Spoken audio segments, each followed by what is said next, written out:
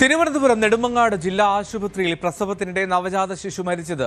Doctor Bindu സുന്ദറിന് വീഴ്ച ഉണ്ടായി എന്ന് അന്വേഷണ റിപ്പോർട്ട്. സിസേറിയൻ ചെയ്യുന്നതിന് കാലതാമസമുണ്ടായി. സിസേറിയന് നേരത്തെ തീരുമാനം എടുക്കാമായിരുന്നുവെന്നും തിരുവനന്തപുരം മെഡിക്കൽ കോളേജിലെ 3 ഡോക്ടർമാർ അടങ്ങുന്ന അന്വേഷണ സമിതിയുടെ റിപ്പോർട്ടിൽ പറയുന്നു. സാരംഗ് സുധാകരൻ ചേർന്ന വിവരങ്ങളുമായി. സാരംഗ്, ഈ വീഴ്ചയുണ്ട് എന്ന് സമ്മതിക്കുന്നു. അവിടെ എന്തൊക്കെയാണ് റിപ്പോർട്ടിലെ മറ്റ് പ്രധാന പരാമർശങ്ങൾ?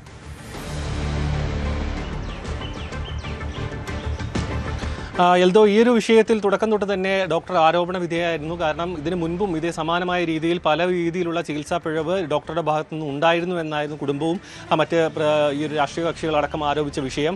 അത് ശരിവെക്കുന്ന തരത്തിലുള്ള റിപ്പോർട്ടാണ് ഇപ്പോൾ ആരോഗ്യവകുപ്പിന് കൈമാറിയിരിക്കുന്നത്. അതായത് ഒരു സ്വാഭാവികമായിട്ടുള്ള ഒരു ഫോളോ അപ്പിന് വേണ്ടിയാണ് ആശുപത്രിയിലേക്ക് എത്തിയത്, സ്കാനിംഗ് റിപ്പോർട്ട് അടക്കം കൊണ്ടുവന്ന്. പക്ഷേ കൃത്യമായി പറയുകയാണെങ്കിൽ നാളെയാണ് ഈ ഒരു ഡെലിവറിക്ക് ഡേറ്റ് നൽകിയിരുന്നത്. അതിന് മുൻപ് തന്നെ പെട്ടെന്ന് അഡ്മിറ്റ് ആവാൻ വേണ്ടി നിർദ്ദേശിക്കുന്നു.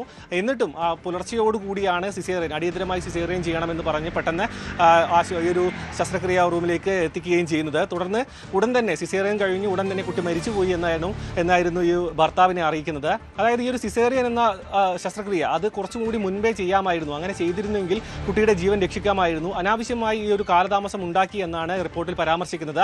ഇതിനു മുൻപ് ഡോക്ടറുടെ ഭാഗത്ത് നിന്ന് തെറ്റുപറ്റി അല്ലെങ്കിൽ ചികിത്സാ പിഴവ് ഉണ്ടായിട്ട് രോഗി അല്ലെങ്കിൽ ഈ ഒരു അമ്മയ്ക്ക് ഗുരുതരമായ ബുദ്ധിമുട്ടുകൾ നേരിടുന്ന സംഭവം ഉണ്ടായിട്ടുണ്ട്. അതിലും പരാതി നിലനിൽക്കുന്നുണ്ട്. അന്വേഷണം നടന്നുകൊണ്ടിരിക്കുകയാണ് ആരോഗ്യവകുപ്പിന്റെ ഭാഗത്തു നിന്ന്. പക്ഷേ ഇതിൽ വലിയ വിവാദമായി തുടർന്നുകൊണ്ട് തന്നെ മെഡിക്കൽ കോളേജിലെ വിദഗ്ധ സംഘം അന്ന് തന്നെ തൊട്ടടുത്ത ദിവസം തന്നെ ആശുപത്രിയിൽ എത്തുകയും പ്രാഥമിക വിവരങ്ങൾ ശേഖരിക്കുകയും തുടർന്ന് അന്വേഷണ റിപ്പോർട്ട് സമർപ്പിക്കുകയായിരുന്നു. ഇതിലാണ് കൃത്യമായി പറയുന്നത് അനാവശ്യമായി സിസേറിയൻ വൈകിപ്പിച്ചു. അതിന് മുൻപ് തന്നെ അതായത് കൃത്യമായി പറയുകയാണെങ്കിൽ സ്കാനിംഗ് റിപ്പോർട്ടുകൾ കൃത്യമായി പരിശോധിച്ച് നോക്കുകയാണെന്നുണ്ടെങ്കിൽ ഉടൻ തന്നെ സിസേറിയൻ നടത്തേണ്ട ഒരു കേസായിരുന്നു. പക്ഷേ അത്തരത്തിലൊരു ഇടപെടൽ ഡോക്ടറുടെ ഭാഗത്തുനിന്ന് ഉണ്ടായില്ല. അതുകൊണ്ട് തന്നെയാണ് കുട്ടിയുടെ ജീവൻ നഷ്ടമാകാൻ കാരണമായത്. ഇനി ഈ ഒരു കുട്ടിയുടെ പോസ്റ്റ്മോർട്ടം റിസൾട്ട് അടക്കം വരേണ്ടിയിരിക്കുന്നു.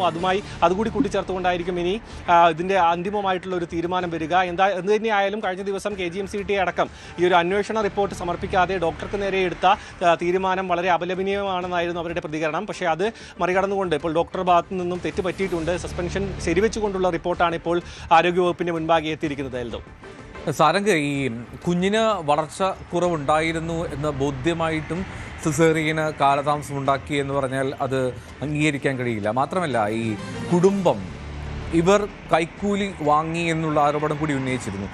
ഇതിലൊക്കെ എന്തെങ്കിലും തീരുമാനങ്ങൾ അല്ലെങ്കിൽ അതിൽ അന്വേഷണം നടക്കുന്നുണ്ട്?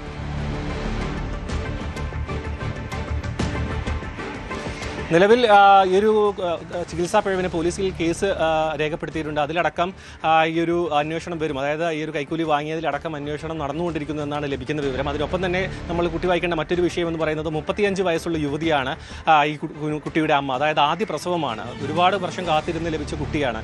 അത് ഈ ഒരു നിസ്സാരമായി ഉള്ള ഒരു കാര്യത്തിൻ്റെ പേരിൽ അല്ലെങ്കിൽ ഒരു ഗുരുതരമായ ഒരു ആരോഗ്യ പ്രശ്നം കാരണമോ അല്ലെങ്കിൽ ഈ ഒരു ഡോക്ടറുടെ കയ്യിൽ നിൽക്കാത്ത തരത്തിലുള്ള ഒരു പ്രശ്നം കൊണ്ടോ ആണെങ്കിൽ കുട്ടിയെ നഷ്ടപ്പെട്ടത് നമുക്ക് അംഗീകരിക്കാൻ കഴിയുമായിരുന്നു. പക്ഷേ ഇത്തരത്തിലുള്ള മനഃപൂർവ്വമായും ഈ ഒരു സിസേറിയൻ ശസ്ത്രക്രിയ വൈകിപ്പിച്ചു.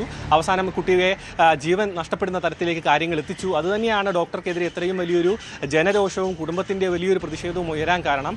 അതിനൊപ്പം തന്നെ കൂട്ടിച്ചേർത്ത് വായിക്കേണ്ട മറ്റൊരു വിഷയം എന്ന് പറയുന്നത് ഈ ഒരു സ്വകാര്യ പ്രാക്ടീസിങ്ങിനിടെ 10,000 രൂപ 5,000 രൂപ 2 തവണയായി നൽകി. അങ്ങനെ 10,000 രൂപ വാങ്ങിയിരുന്നു എന്നൊരു ആരോപണം, അത് മൊഴിയടക്കം പോലീസിൽ കുടുംബം നൽകിയിട്ടുണ്ട്. അതിനൊപ്പം തന്നെ ഈ ഒരു ആശുപത്രിയിലെ സിസേറിയൻ വാർഡിൽ അല്ലെങ്കിൽ ഈ ഒരു ലേബർ റൂമിലേക്ക് എത്തുന്ന രോഗികളിൽ നിന്നും കൃത്യമായി കൈക്കൂലി വാങ്ങിയിരുന്നു. അങ്ങനെ നൽകിയില്ല. അതുകൊണ്ടാണോ ഈ ഒരു കുട്ടിക്ക് അല്ലെങ്കിൽ യുവതിക്ക് കൃത്യമായ പരിചരണം നൽകാതിരുന്നത് നടക്കമുള്ള ഗുരുതരമായ ആരോപണമാണ് ഈ ഒരു കുടുംബത്തിൻ്റെ ഭാഗത്തുനിന്നുണ്ടായത്. ഇതിൻ്റെ ഭാഗത്തും അതായത് ഇതിൻ്റെ ഒരു പശ്ചാത്തലം കൂടി പോലീസ് അന്വേഷിക്കും. കാരണം ഇതിന് മുൻപ് ഇങ്ങനെ ഒരു കൈക്കൂലി വാങ്ങുന്ന ഒരു രീതിയുണ്ടോ? നമുക്കറിയാം കേരളത്തിലെ പല മെഡിക്കൽ കോളേജുകളിലും ശസ്ത്രക്രിയ കൃത്യസമയത്ത് നടക്കണമെങ്കിൽ ഡോക്ടർമാർക്ക് കൈക്കൂലി നൽകേണ്ട ഒരു സാഹചര്യമുണ്ട്. അതിൽ പലതവണ പരാതിയും അത്തരത്തിലുള്ള കേസടക്കം നിലവിൽ വന്നിരുന്നു. അത് അത്തരത്തിലുള്ള ഒരു കേസായും ഇത് മാറാൻ സാധ്യതയുണ്ട്.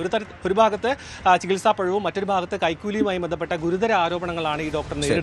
എന്തിനായാലും ആരോഗ്യവകുപ്പിന്റെ ഭാഗത്തു നിന്ന് കൂടുതൽ ശക്തമായ നടപടി ഉണ്ടാകാനുള്ള സാധ്യതയുണ്ട്.